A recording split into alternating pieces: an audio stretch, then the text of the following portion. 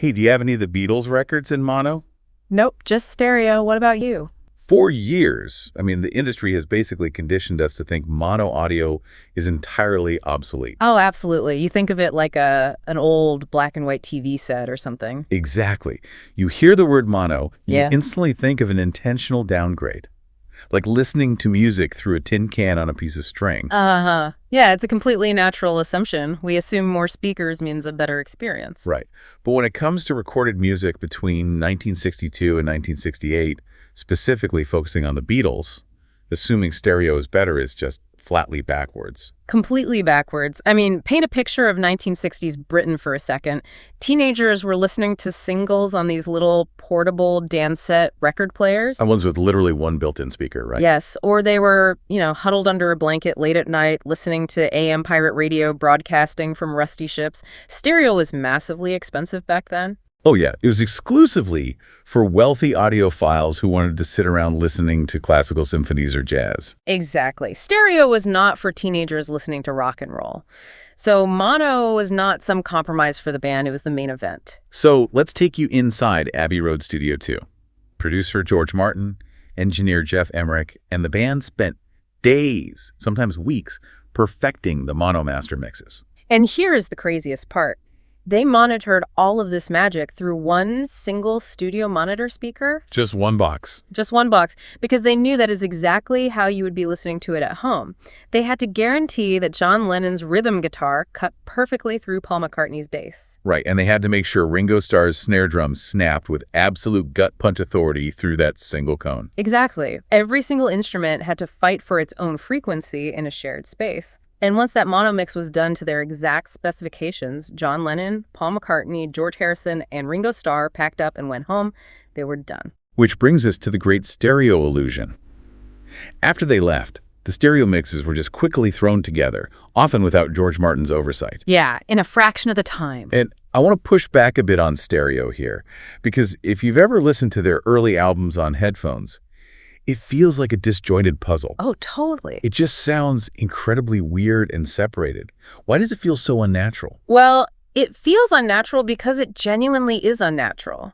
Abbey Road was using 2-track and 4-track recording machines. So to create a stereo image, they had to ruthlessly hard pan the elements. Shoving all the drums, the bass, and the guitars entirely into the left channel, right? Right, and then they would isolate all the vocals and shove them entirely into the right channel. So you get the entire band playing a gig in your left ear and this disembodied vocal floating in your right ear. Precisely. It is super jarring. You completely lose the natural center of the music. You lose the warmth. When you listen in mono, that mathematical separation vanishes. The band hits you as a tight rock and roll unit.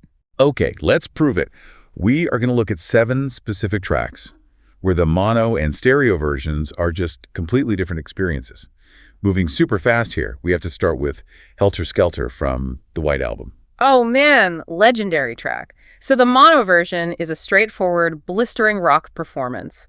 It runs for 3 minutes and 36 seconds, and then it hits a standard hard studio fade. It just ends. Yeah, it just fades to 0. But the stereo mix, it is a completely different beast. It runs nearly a full minute longer. Right, it fades out and then bizarrely surges back in with this chaotic wall of distortion. Yes, it fades out a second time, blasts back in, and concludes with Ringo Starr famously hurling his drumsticks and screaming at the top of his lungs, "I got blisters on my fingers!" I've got blisters on my fingers. Which is completely missing from the mono mix. Completely absent, because the mono mix just stayed faded out. It is criminal to edit that out, but there you go. Okay, next up, Manipulating Time. Song 2 is She's Leaving Home from Sgt. Pepper's Lonely Hearts Club Band. This is a massive emotional shift. The mono version plays at its original recorded speed in the key of F.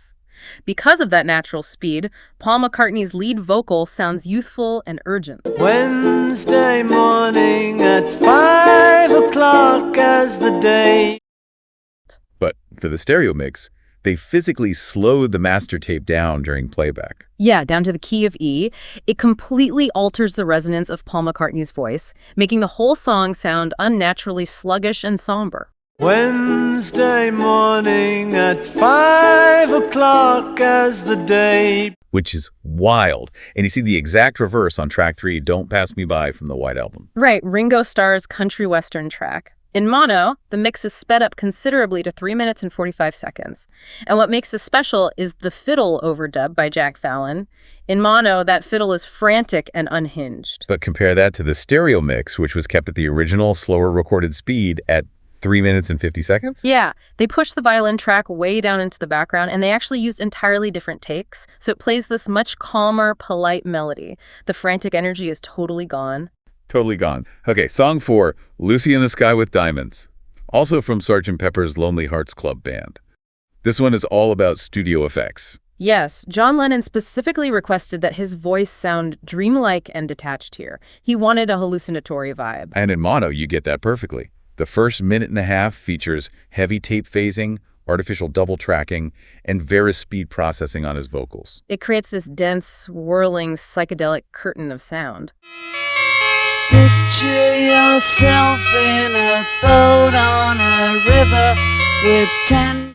But the stereo mix strips all that magic away. Oh, completely. The vocal is mixed much drier and crisper, which accidentally removes that exact hazy atmosphere John Lennon fought to create. Picture yourself in a boat on a river with 10. Okay, moving to track 5, I'm Only Sleeping from Revolver.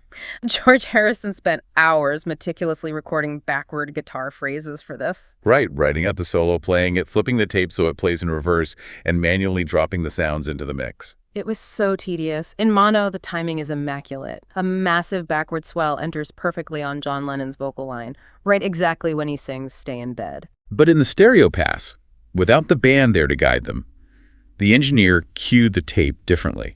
Yeah, the backward guitar licks completely miss their cues. They enter late or they fade out way too early. So frustrating. Okay, track 6, all the way back to 1963.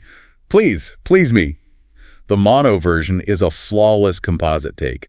Clean vocal delivery by John Lennon, perfectly synchronized with Paul McCartney's high harmony. Last night I said these words to my girl. But when they eventually chopped up the tracks for a stereo release, they accidentally spliced in take 16 for the final verse. And in take 16, John Lennon completely flubs the lyric. Haha, he totally blows it. He sings the wrong line, while Paul McCartney sings the correct one at the exact same time. It is an absolute lyrical train wreck. John Lennon chuckles mid-phrase and completely swallows the next line. It's charming, but they never intended for that botched take to be the master. No way.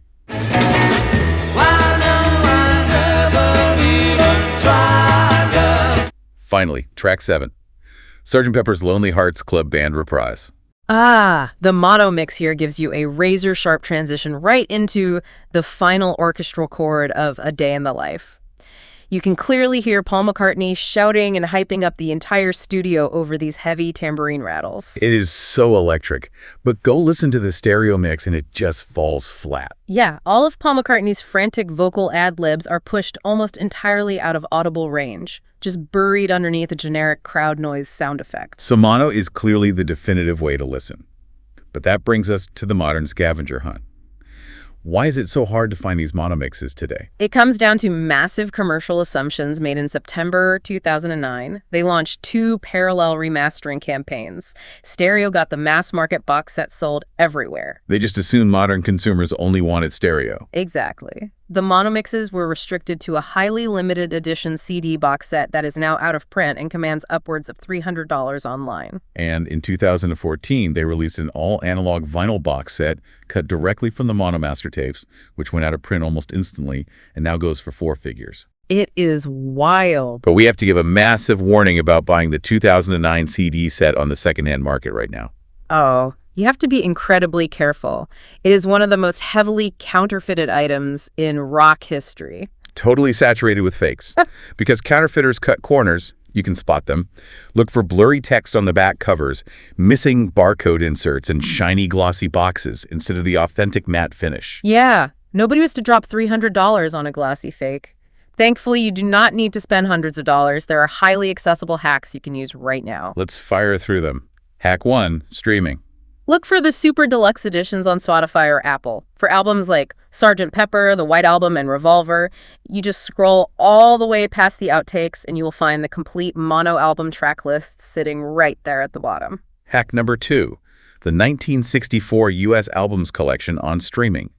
Check out the Capitol catalog, albums like Meet the Beatles' second album, and A Hard Day's Night. The brilliant thing there is they feature both the mono and stereo mixes back to back in the exact same playlist. You can instantly jump between them. And hack number 3 is pure thrift store gold.